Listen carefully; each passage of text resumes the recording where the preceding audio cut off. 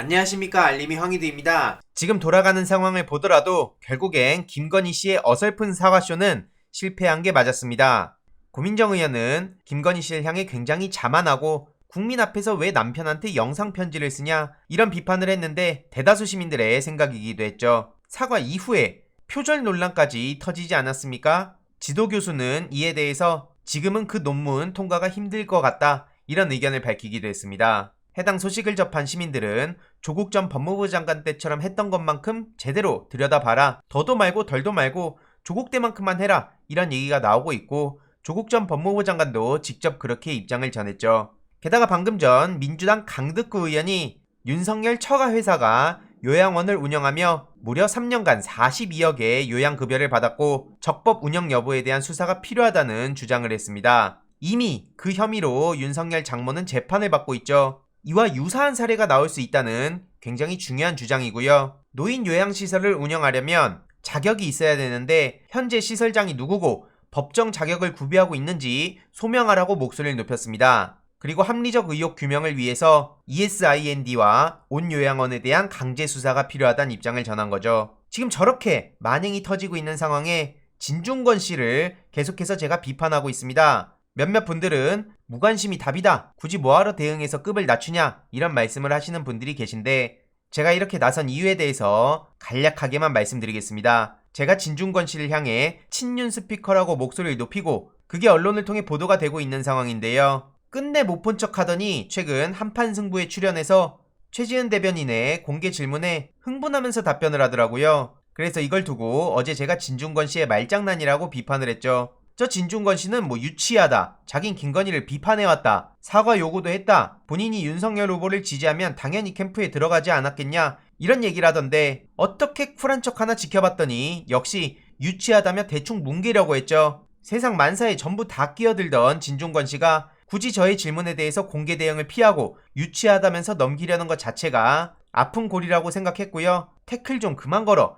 이런 의미라고 생각했습니다. 그런데 여태까지 유치한 짓으로 사람들 피곤하게 만든 게 누굽니까? 바로 진중권 본인입니다. 대응하는 걸 보면 예상을 한치도 벗어나지 않는 사람입니다. 그리고 진 씨의 말대로면 지금 윤석열 캠프에 없는 사람들은 전부 윤석열 지지를 안 한다는 겁니까? 저 사람이 윤석열 캠프에 들어가는 순간 본인의 메리트가 확 사라진다는 건 모든 사람들이 다 알고 있습니다. 그리고 저는 이재명 지지하지 않으면 몽땅 다 저편이다 이런 말한 적도 없는데 은근슬쩍 말을 비트는 것도 하루 이틀이죠. 김건희를 비판하고 사과를 요구했다고 하는데 지금 그렇게 욕 몇 마디 먹고 끝낼 사안도 아닌데 저 자체도 말장난이라고 생각하는 거고요. 사과쇼 이후로도 계속해서 논란이 터지고 있죠. 이러니까 진중권은 친윤 스피커다라고 확신을 하는 건데 어떻게 확신하냐고요? 제가 아니까요. 대한민국의 새로운 역사를 진중권 본인이 쓴 거 아닙니까? 자기가 안다 그러면 도대체 무슨 토론을 합니까? 많은 시민들이 지금 저 벙찐 정준희 교수님의 표정과 같은 상황 아니었을까 싶습니다. 뭐하러 저렇게 관심을 가지냐라고 하시는 분들도 계신데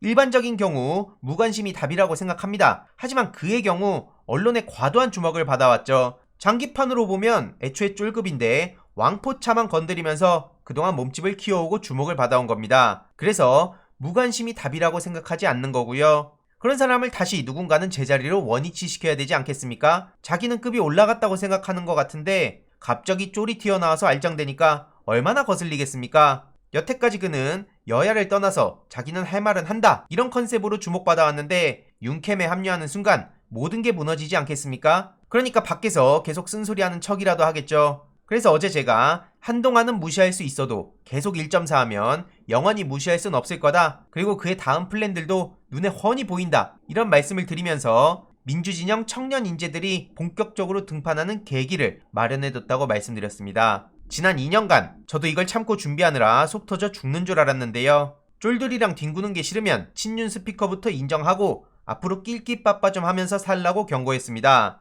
들어가면 별 가치도 없는 얘기들이 포털을 뒤덮어서 정말 짜증나서 이렇게 나선 거고요. 이에 대해서 디지털타임스 권준영 기자가 이렇게 보도를 했네요. 그리고 오늘 새벽 진중권 씨가 직접 응답을 했습니다. 저한테 왜 저렇게 흥분하냐? 내가 특별히 뭐 한 게 있냐? 기억나는 게 없다. 좀 기다려봐라. 제명학 연재하고 징징거리는 거 받아주겠다. 뭐 이런 식으로 시간을 때우려는 것 같은데 이걸 보면서 저도 기가 찼습니다. 일단 친윤 스피커에 대한 제대로 된 답변도 없고 어떻게든 시간을 벌려는 것 같은데요. 앞서 말씀드린 방송에선 꽤나 흥분하던데 키보드 앞에서 겸허해지는 걸 보면 짬밥이 느껴지지 않습니까? 진중권 씨야말로 그동안 셀럽들만 보면 왜 그렇게 흥분해온 건지 먼저 묻고 싶습니다. 정작 그들은 진 씨한테 관심도 없죠. 제명악 연재할 때 어설픈 글로 설레발치다가 최근처럼 글삭튀하고 모양 빠지는 짓 좀 그만했으면 좋겠고요. 진중권 씨의 호칭을 뭐라고 해야 될까요? 석사인 줄 알았는데 여기저기 보니까 지난 수년간 박사로 활동했더라고요. 이걸 뭐 사실상 박사 대우를 받았다고 할라나? 그래서 건의수호를 하는 겁니까? 진 씨는 여태까지 해왔듯이 vs 이재명 구도를 만들어가고 싶겠지만 거기서 늘 급 아닙니다. 원지시 시키는 거 저뿐만 아니라 많은 청년 인재들이 대기하고 있고요. 앞으로 계속 보여드리도록 하겠습니다. 이번 내용도 유익했다면 구독, 좋아요, 알림 설정, 멤버십 가입 정말 큰 힘이 된다는 점 말씀드리고 싶습니다. 이번 내용도 주위에 널리 공유 부탁드립니다.